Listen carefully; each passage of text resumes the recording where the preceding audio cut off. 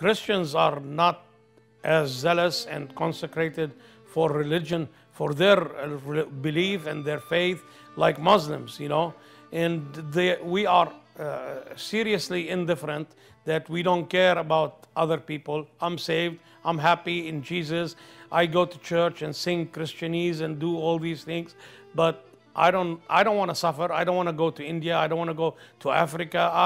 I'm happy here. I mean, forgive me. I have a family. I want nice clothes for them.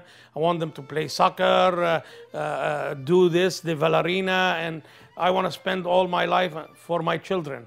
Forget about Christ. We are Christians, yes, but we don't want to.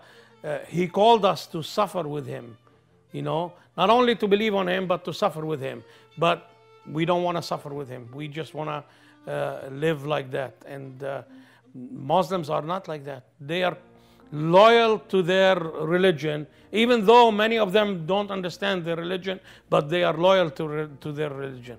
So we got to take that from them and put it in our lives and be faithful to our God and go tell people about Jesus. Go reach them before they come and reach you, because they will come and reach you one day.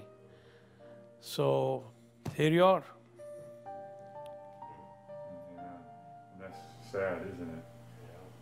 Yeah. We have the Spirit of God in us, and we're not as zealous as these people. That's right. Don't have the Spirit of God. That's right.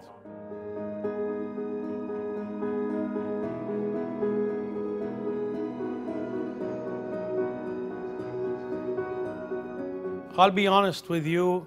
My name is Walid Bitar, and I'm a part of Heart Cry Mission Society.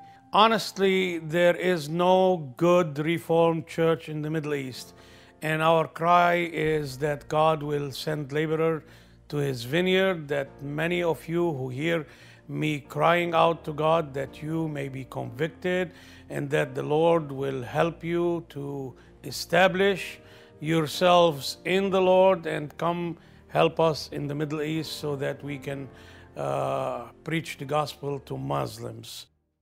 There are many that come, but they come for selfish gain. And what burdens my heart is that the truth is not preached. We have many that carry gimmicks. We have many that come to make money over there, but we need the truth to be preached to the Arabs. And the only way that people can be saved is by preaching the gospel for them. For the gospel is the power of God unto salvation. Show that the love of Jesus is in you, that you love those people whom you might not be friends with, you don't agree with their theology, you don't agree with their Islam, but you really love them. You love the Lord so much that you are going there, risking your life to find those who are His. This is not our eternal destiny. We are pilgrims on this earth, and we look forward for that day where we will be with Christ forever and ever. So don't worry about dying. Christ said, what happens if you win the whole world, the money, and lose your soul? So money is not it. This world is not it. It is Christ and His glory. That's what we have. You obviously put yourself at risk by proclaiming the gospel in a dangerous place. How do you deal with that fear? Or do you even have any fear over it? Well, if we want to go biblically, God did not give us a spirit of fear, okay? But if I tell you sometimes I'm not afraid, I will be lying to you. There is times that things happen, you will be afraid.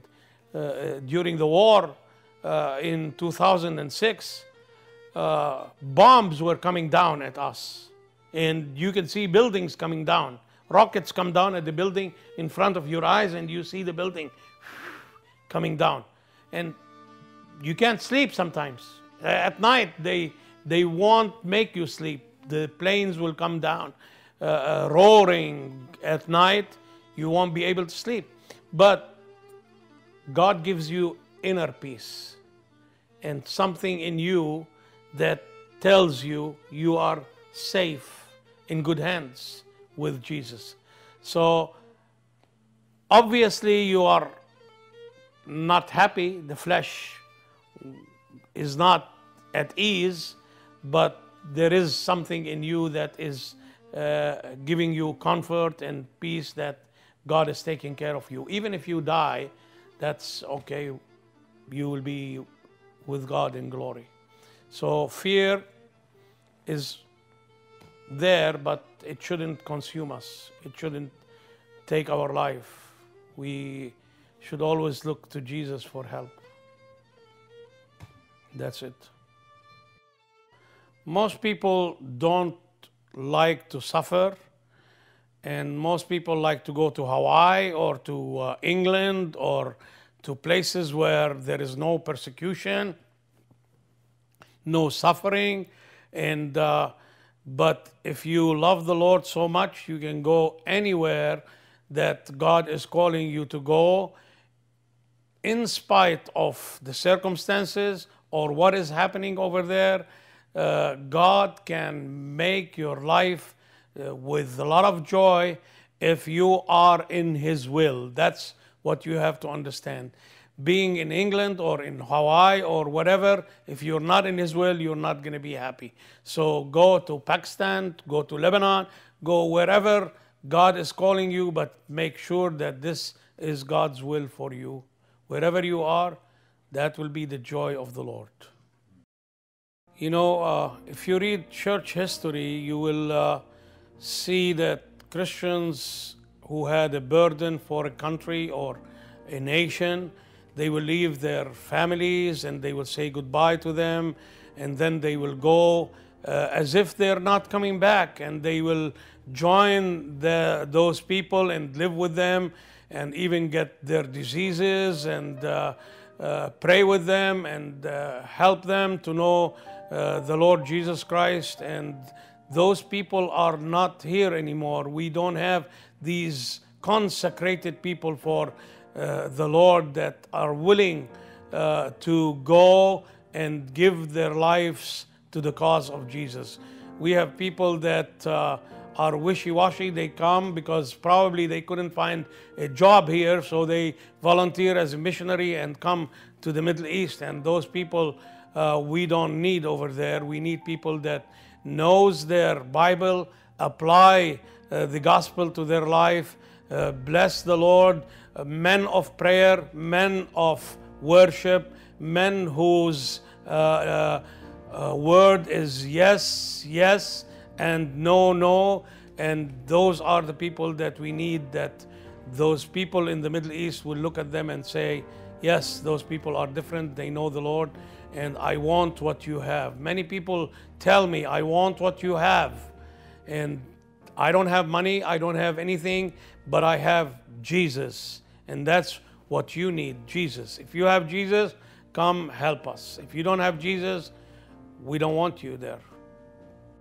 We just want a bigger house, a bigger car, a bigger bank account, a bigger thing. And then all of a sudden, eternity is at the door, and we find ourselves going, and all these things that you heaped in your house and things, they're worthless to you. At least you're at the door of eternity. You're going home, and you have all these things, and then here comes your children that you didn't even look at them and made sure that they are saved. They're going to take your money and spend it on their lustful desires. So beware, beware, beware. Don't go with the world. Forget about the world. Think of things that is from above, and love your God with all of your heart, your mind, your soul, and you will be a very happy person. Don't think about what people think about you. What do people think about me is not important. What does He think about me? That is what is important. Yeah. Approval of man, people are so worried. That's right. I mean, here you are a pastor in a church, and you have about 200 people, and you cannot please them all. So you do this thing, he's not happy. You do that thing, he's not happy. I mean, But if you please God, then you don't worry about these people. God will take care of them. You just please God.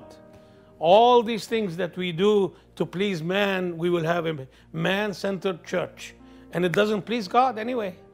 So God says, come, please me, and I will make sure that all these people will bow down and worship. You know how I learned the doctrines of grace? One person came and says, you want to be really happy and successful with God? And I said, yeah. He said, one thing you remember in all of your life, just one thing. You are nothing and God is everything. You are nothing and God is everything.